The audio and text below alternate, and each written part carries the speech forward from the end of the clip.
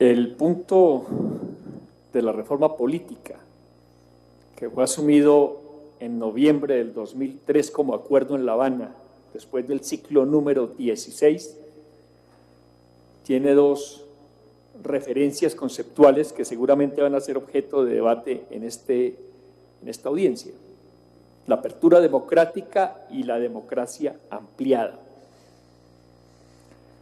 Y es un buen esfuerzo. Hay quienes consideran que lo que se hace en La Habana básicamente es un gran esfuerzo para parar la guerra, que requiere de un complemento adicional que es el gran esfuerzo para construir la paz. Porque puede ser que se pare la guerra y todo siga igual. Puede ser que se pare la guerra y el modelo político excluyente, antidemocrático, represivo, segregacionista, en términos políticos, siga vigente.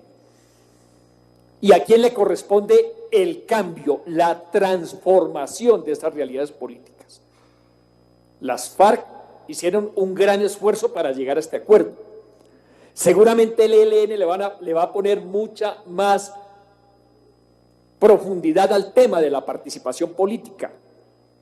Y aún así, en esta correlación de fuerzas tan compleja a la que asistimos, no nos va a alcanzar si no tenemos una gran movilización social que permita que lo que se haga en La Habana y lo que se habla como un acuerdo hacia la paz nos lleve hacia una verdadera era democrática, hacia una verdadera apertura democrática.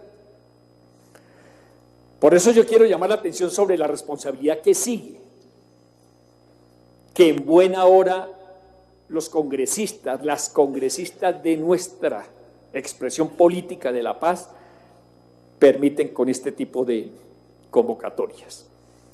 Y yo quiero llamar la atención solo sobre un punto, porque aquí van a hablar los expertos alrededor de la reforma, alrededor del régimen electoral, alrededor del voto electrónico, pero yo quiero hablar de los medios de comunicación como un referente que necesita más debate después del Acuerdo de La Habana y durante el proceso de consolidación del acuerdo final de la paz con las FARC. El presidente Lula advertía que lo que estaba pasando en Brasil no era una acción de la oposición, sino que los medios de comunicación se convirtieron en partidos de oposición. Y yo me pregunto, ¿podríamos avanzar hacia una reforma política en términos de la mecánica electoral, de la composición del Consejo Nacional Electoral, pero esa estructura de medios de comunicación, si se mantiene como está, no garantiza el espacio de libertades políticas que se requiere en la llamada apertura? Y llamo la atención también sobre el hecho de que en La Habana se haya discutido en este punto 2 las garantías para la oposición, y qué bueno, porque eso hace parte de la necesidad de la apertura democrática.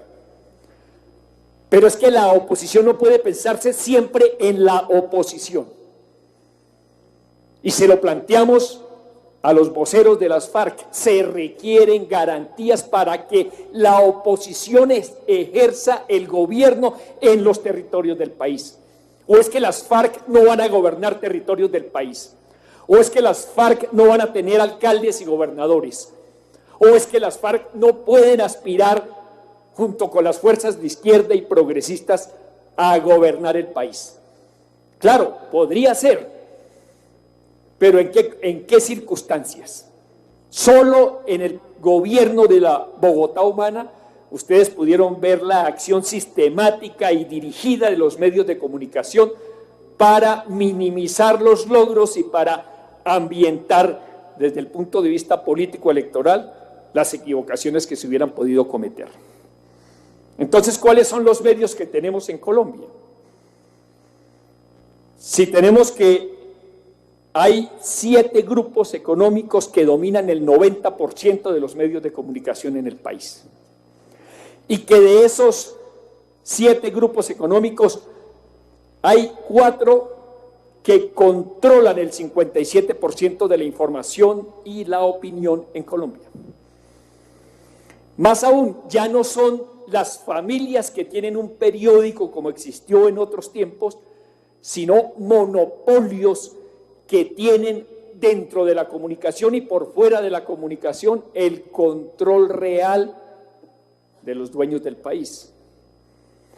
Entonces ustedes pueden ver lo que significan estos grupos, principalmente Ardila Lule con RCN, el grupo Santo Domingo con el grupo Prisa en Caracol y Luis Carlos Sarmiento Angulo, que emerge como el gran dueño del país y también de los medios, incluido El Tiempo.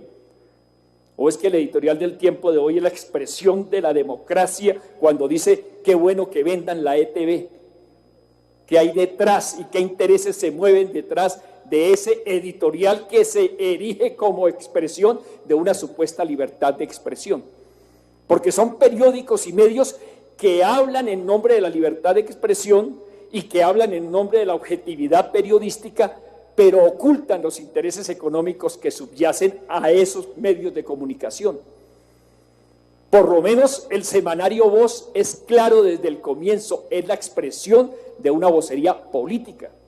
Incluso La Hora de la Verdad por lo menos lo dice, es la expresión de la extrema derecha uribista. Pero estos medios que se erigen como voceros de la neutralidad, como voceros de la objetividad, ¿qué intereses representan? Luis Carlos Sarmiento Angulo es empresario, es banquero, es empresario de la construcción.